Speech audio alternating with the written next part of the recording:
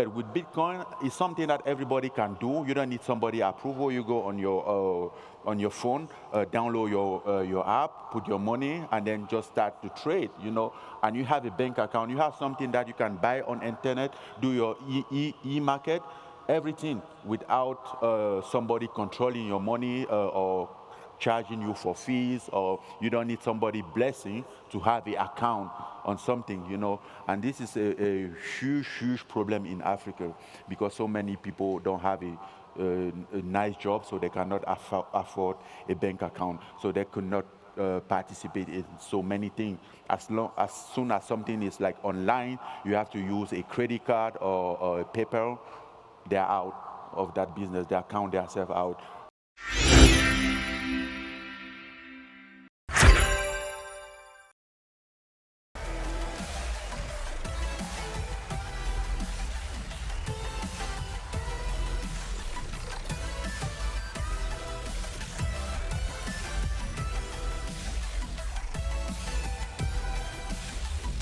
All right, next up, the podcast godfather himself, Mr. Adam Curry. Come on!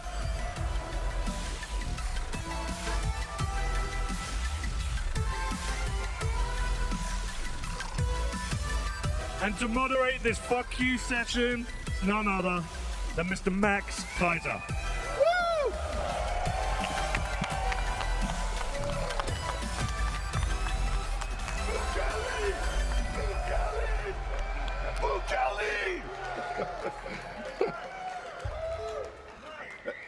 It's right on. How's everybody doing? Have you been sufficiently orange pilled?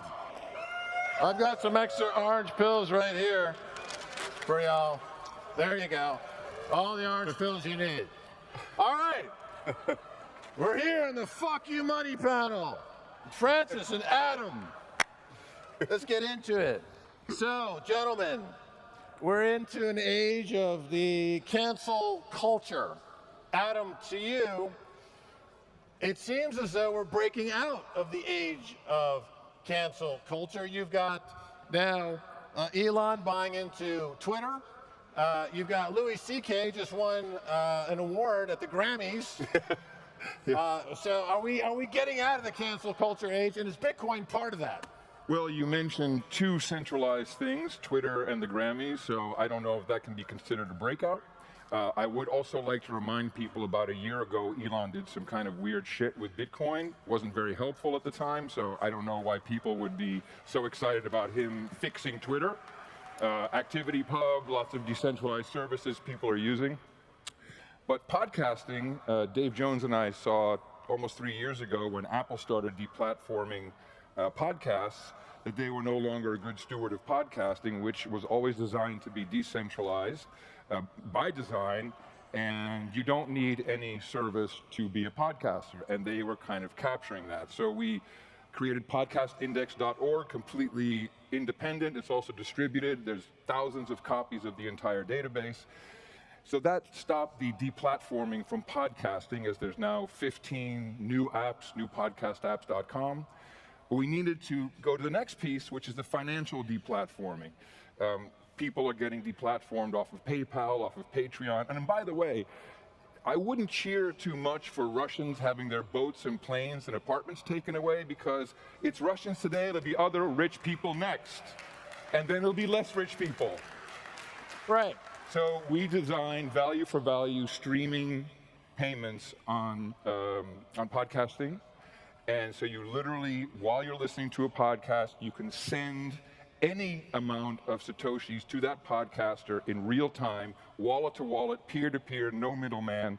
We're doing about 70,000 transactions a month now.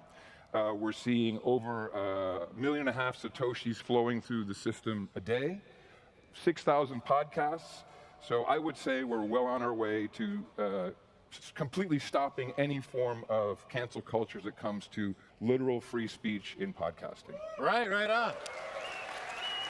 A lot of people are in this, by the way. A lot of people have been working on this. Right, so that sounds fantastic. Now, Francis, let's talk about Cameroon, where you're from, and Africa. From Africa, and you've got the Bitcoin revolution is enabling all kinds of people to, I guess you could say, escape the fiat money, escape a lot of things that have been going for quite some time. How do you, give us an update on that? Yeah, I do believe in Bitcoin, and I think this could be a future of the finance and trading in Africa. You know, because we have we have a lot of problem of transaction of trading based on our currency, which is always backed up by some different country, European country, and France. France. Let's just call it. Yeah, Yes, right. because there's 14 countries. They control the money, right? Yes, there's 14 countries in Africa who doesn't have like their own currency. They just use French money. French just make their money and be the guarantee. You know, so their money is not backed up by gold. Even though if it was, the thing is like you can do a transaction with gold easily. You know, you need to move to carry a gold and then travel somewhere, go to give it to somebody physically. But now with a Bitcoin, you can sit at home and pay your supplier wherever is it. You know, so that's why I think this is going to be a very good thing for Africa in general. For business, financially, to help business grow there and to make things easy. Like once again, we are talking about decentralizing. You know, it's like the first time that is the only thing that you can do without nobody has a control on it.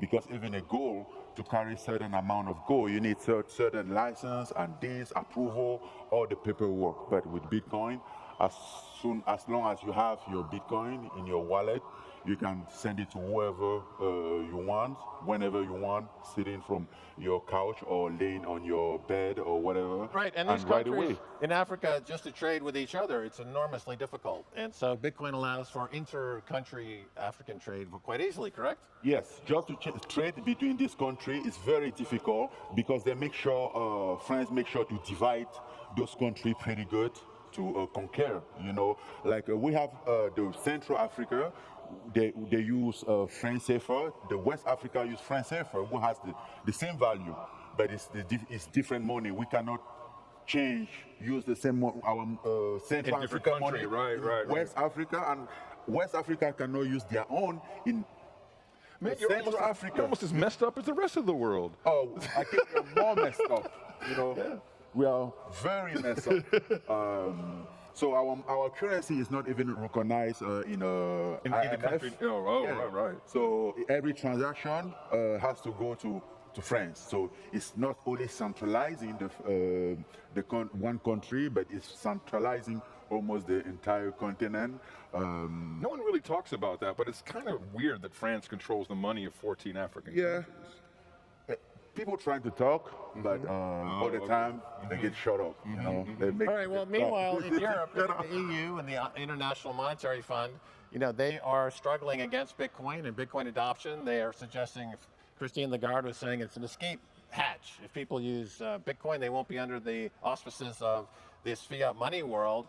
But of course, that's not a bug, that's a feature. That's a good thing that we are escaping IMF and these other organizations. But Adam, you know, this is opening up something of a culture war because it seems like the pushback from the institutions is to double down on, I guess you could call it cultural Marxism, this kind of liberal orthodoxy where private ownership is condemned.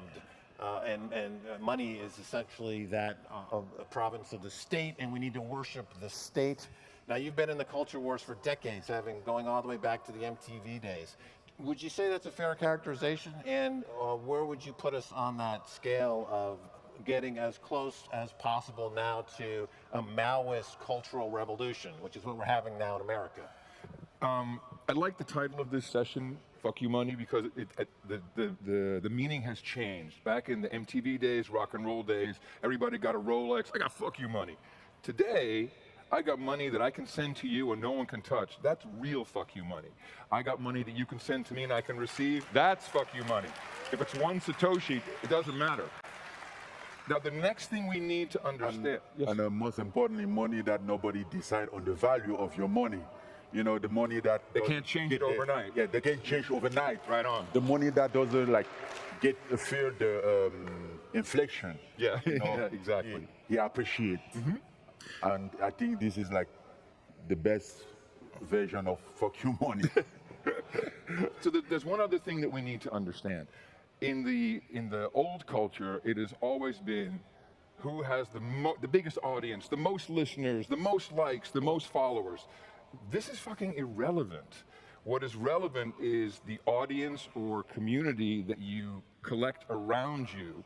And that can be a podcast, but now in Texas we have the Beef Initiative. So we're connecting retailers and just human beings with ranchers.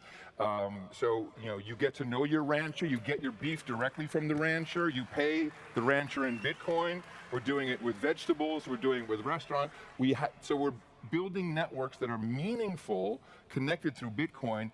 And so when you, as my example, podcasting, I don't need millions and millions of listeners. I need to pay rent. And I need to communicate with the audience and say, do you like this? What is the show worth to you? Send that value to me so I can keep going. And that's where we have to let go. You know, Andy Warhol's dream came true, or his vision, 15 minutes of fame. And now everyone's getting deplatformed. He could have probably predicted that. So it's more important that you build your own community. It is, by the way, the only way you will get out of the coming collapse is Bitcoin and your community. Right. You talk about entertainment industry and economy at large that's driven by the entertainment industry, where ratings are king. It's a ratings-driven economy. And that's true also in the fiat money world. If I have a lot of fiat money, I can go to Washington and I can buy a senator. I can buy a congressman. It's incredibly corrupt. It happens every single day. With Bitcoin, that's not the case. If I have a node, therefore I have a vote. You have a node, you have a vote. So that will fundamentally change not only politics and finance, but the way you find ourselves, even as human beings, communicating with each other and how we would evolve, you know, you could say, into the future. Do you see that happening where you've got almost an evolutionary step change? Yes. Oh, yes. And this is exactly what I'm talking about. When you meet someone, when that person says, I'm a Bitcoiner, we play by a lot of the same rules. I don't care where you're from. We've never met before. We have a connection. Why? Because we're Bitcoiners.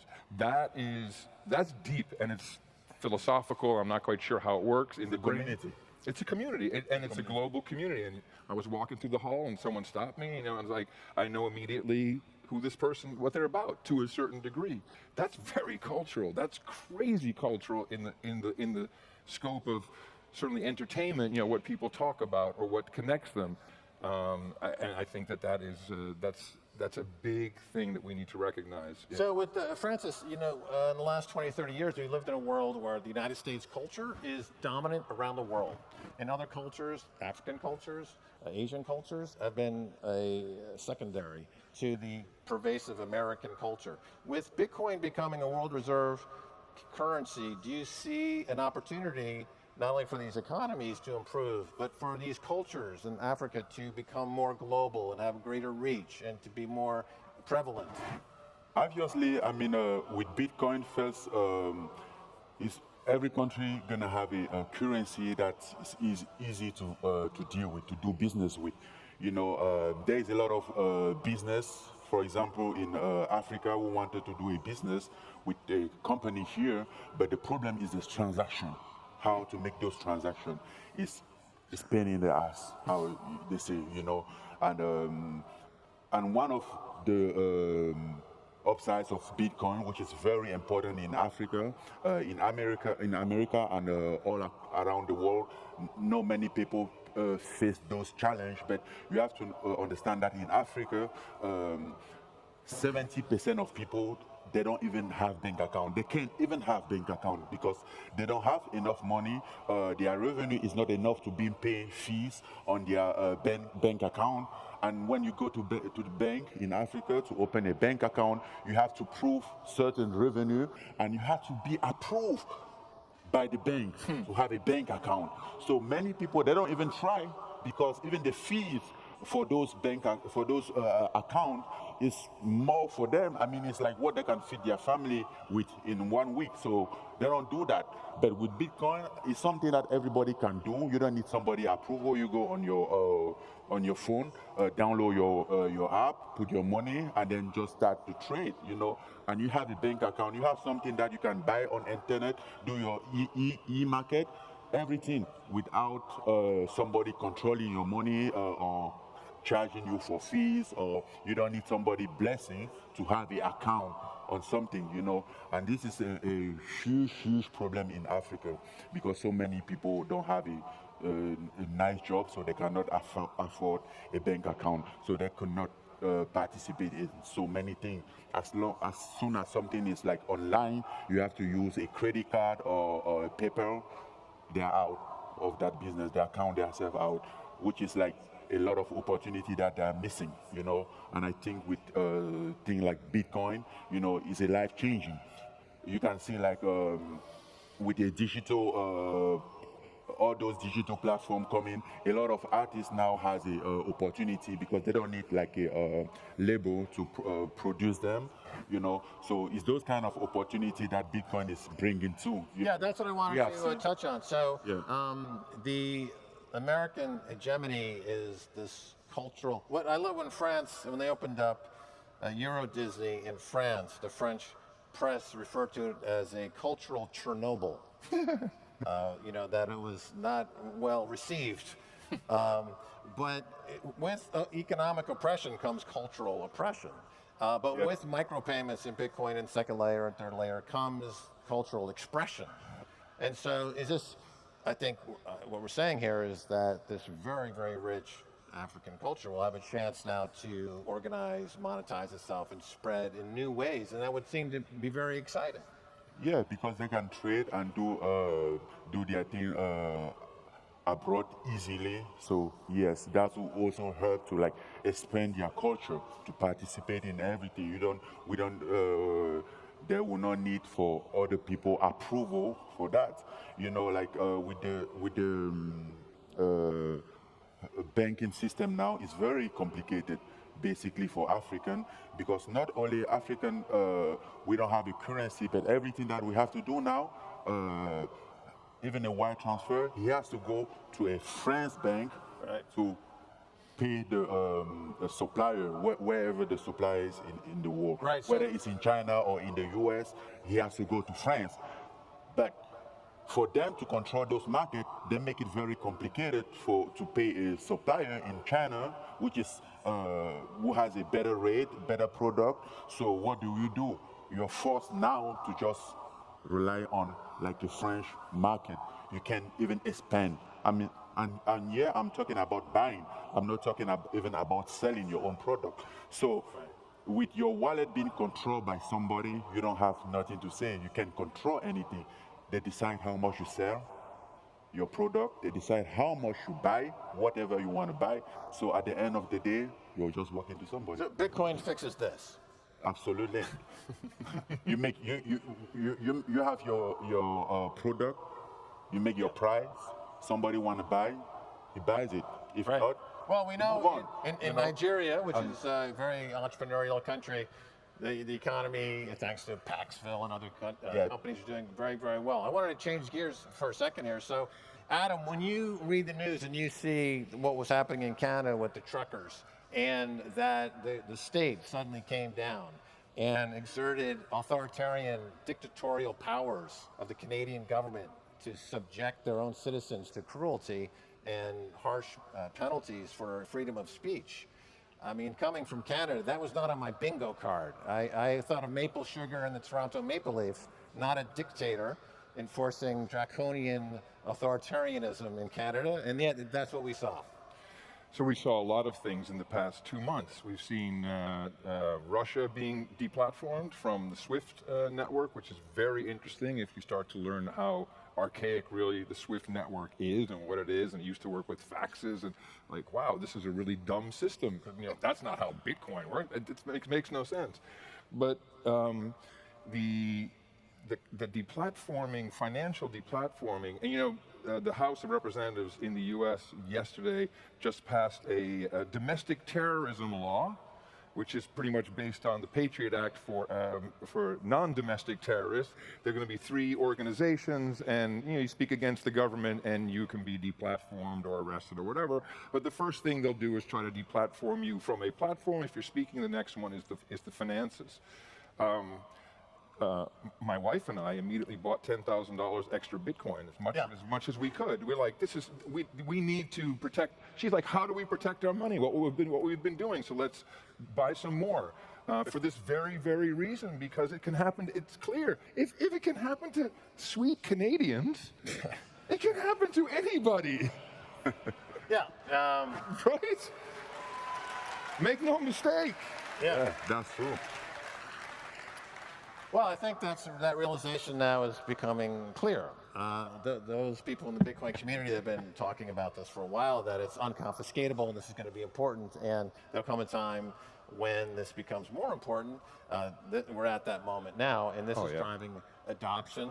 Here's a kind of a philosophical question. Is it reacting to the chaos, or is it causing the chaos? That's a good one. In other words, well, you see, I think Bitcoin was expecting the chaos is probably more like it. Bitcoin was there, ready for it. I mean, we know if you look at the Genesis block. I mean, it literally says, "Hey, Gordon Brown screwed the pound." That rhymes. So it's clear what it was for, and now we're. I do the No Agenda podcast, and 5 years ago I was talking about a couple of No Agenda. There you go. I was talking about central bank digital currencies, and right. Like conspiracy theory, and now it's here, and it's much further than we think in many countries. Probably, there's multiple proposals. So Bitcoin was always here, almost like something in nature, and which of course it truly is. It's something natural that evolved naturally and was there to save those who wish to be saved. Yeah, well said. Talking about urgency to buy Bitcoin, this politician, Norma Torres, just a couple of days ago said, quote, "El Salvador has made Bitcoin legal tender. The U.S. must have a plan to protect the U.S. dollar and America's financial system in case this idea spreads." So here you have... But Max, just help me understand, because I learned everything I know about Bitcoin and money from you and from Dennis Parker and from Roy Schein, from other people. But when you look at the Green New Deal, a global agenda, which entire mission is to do away with petroleum products, is that not by definition an assault on the petrodollar? To me, it's as clear as day. It's going to go away the way we know it, and they're going to morph this into, some complete scriptable central bank digital currency. Right. Well, they don't see how kicking Russia off SWIFT is an existential threat to the dollar, but they think a $20 to $30 billion economy in Central America adopting Bitcoin is a threat to the dollar. So that tells me that this woman, who's an American politician, has her head so far up they're full her of shit. ass They're completely full of shit. Yeah. Effectively brain dead. Yeah. So you have a president that's brain dead. You have congressmen that are brain dead. You have senators that are brain dead, and they're financially illiterate, and they're telling us what about Bitcoin. And meanwhile, we're just buying Bitcoin because we don't want to go down the path of being brain dead asshole American politicians who don't know their ass from their elbow. Yeah. Right? Fuck them. One day after... Let's fight. Let's do it. You're in a compromised state. I can win this. I'm still the baddest man on planet. Right on. Right on. All right. I believe you. I'm not going to risk that. Since there's a moment here, Max, if you'd like to support your favorite podcast, go to newpodcastapps.com. If you have the Lightning Network capability, if you've never used the Lightning Network, I suggest the Breeze app, BREEZ. It'll help you get going. It's a beautiful podcast player. If you're a podcaster, go to podcasterwallet.com, get started today, and join the revolution. Thank you for that advertisement. I came well from Texas. Positioned. Now, contrast this to, this is a statement from President Bukele. Quote, "What has been called by international organizations as the Bitcoin experiment is nothing more than the world watching how mass adoption changes a country's economy. If it's for the good, it's game over for fiat money. El Salvador is the spark that ignites the real revolution." Yeah. right? That's That's what's happening in Central America is a real revolution, and in the U.S. But I worry because when I hear American politicians are so, I mean, a couple of exceptions, but for the most part, they are extraordinarily behind the curve on this. The Constitution is a great document. We've gotten far away from it. Once we figure out how to build new networks based upon Bitcoin as a community or Bitcoin as an actual network, we're going to get to a place where we actually figure out, we can elect people who aren't idiots. We can actually learn how to do that, but we're not there yet. And the only way is to start local. My generation screwed up a lot for millennials. We were making money, having a good time. We weren't paying attention to who was getting on the school board and city council. Those were losers. You couldn't get a better gig. And now we see what's happened. So we will get there, but I think the everything flows from finance. It's that way in the quote unquote fiat world. It'll all flow from finance in the Bitcoin world, and we'll learn. We'll get there. So, Francis, when you meet other folks in your business, how do you tell them about Bitcoin? What's the first thing you say to kind of orange pill them or get them interested? What's the pitch? Well, first of all, I'm just learning about Bitcoin. It's been a long process, to understand all the Bitcoin, the NFT, the metaverse, and Well, that's all shit, but I'm talking about Bitcoin. Yeah. So you can forget about NFT and all that other stuff because that's for This is lesson one, in Francis. California. They'll steal all the money. Lesson one, NFTs. yeah, but it's very interesting because when you talk to some people, they don't believe it yet, Right. and those who have do a little bit of research understands it, and The more you know, the more you like it. yeah, the more you know, the more you like it, and the less you know, the less you like it. Cool, man. So it's very important. Jesus. So that's why I think it's also very important to keep educated people about it, people who doesn't know, and that's also the reason why I think it would be great if we can have like a Bitcoin conference in Africa sometime in summer, because I think We'll go. You people wanna go? too need to be educated All right, I'll about go. the Bitcoin. Let's do it. I'm ready. Anyway, gentlemen, thanks so much. I think this was a very informative panel. Thank you. And now turn it back over to Peter McCormick. So maybe I'll have you there, Max, for the African Bitcoin conference. I'm totally ready to get down there. I'm ready. Awesome. Let's do it. All right. Let's go.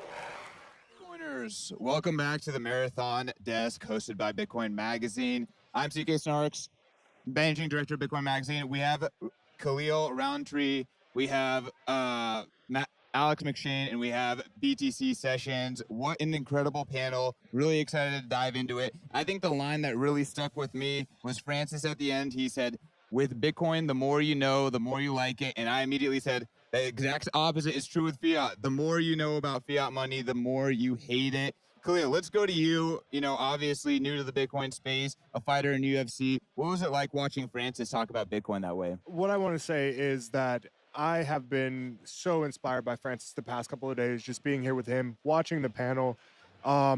I'm inspired. And every time I see him speak and just about his country and knowing his story, it makes me appreciate and like Bitcoin so much more, because I see the freedom that he speaks of. I see the freedom for his people to be able to not have so many obstacles in order to really lift his country up. And him as a leader, that's how I see him after this weekend. He is trying to free his people, and I think Bitcoin is the way. Wow, powerful words. Alex, you want to jump in? Yeah, my takeaway, Francis, 70% unbanked, he said, in sub-Saharan Africa because they can't afford to pay the banking fees. I think we've all been there, watched your savings depreciate. You have to pay to access your own money. Even here in the States, Francis said, this could be the future of finance in sub-Saharan Africa. And I would revise that to say that Bitcoin is the only viable option to fight off these centralized fiat currencies that are fractionalizing and, tearing society apart out there. Yeah, I mean, again, as we were kind of chatting, we were saying, Bitcoin brings people together, it creates community, and fiat divides. BTC Sessions, you were part of what was happening in Canada just a few months ago. They brought that up during the panel. Yeah. What's your takeaway? I mean, it speaks to the fact that I mean, the panel, Bitcoin is FU money, right? It's true because you can't stop it. And if anything that I've gleaned over the past couple of months, things got super dicey. And the government, the massive overreach, and how quickly all of this went down in a couple of weeks. And at the end of the day, there were missteps. Things could have gone better. But at the end of the day, of all fundraising methods, Bitcoin was the only one that got there to the intended recipients. 70% of all Bitcoin that was donated, which was 1/1,000,000th of all Bitcoin that will ever exist, got to its intended recipients. And I'd add on to that, as Adam Curry said, Bitcoin, I mean, this is the only way to get out of the coming collapse. I think with Canada, this is just a small example of how useful it can be in circumventing regulators and people who want to capture your money. Something that I thought was interesting, they were talking about Bitcoin is fuck you money, Bitcoin is money without permission. I like to say Bitcoin is money that actually works. I mean, Khalil, again, I want to go back to you. Yeah. So one of the things that stood out the most is just hearing like easier trade, less hassle, peer-to-peer. I think mixing that with Bitcoin is fuck you money, it's like, yeah, it really in a non like aggressive way, it's like, yeah, like it is fuck you money because fuck you to the guys and peer-to-peer community, like let's be together. I can't help but say enough. I'm inspired. I'm very inspired by being here. And the peer-to-peer thing that you tapped on, they were talking about streaming sats, individual artists trying to get away from censorship, peer-to-peer individuals listening to podcasts, streaming sats directly to content creators. I've personally used it myself. It's incredible. It's a great tool, and I can't wait to see it proliferate everywhere.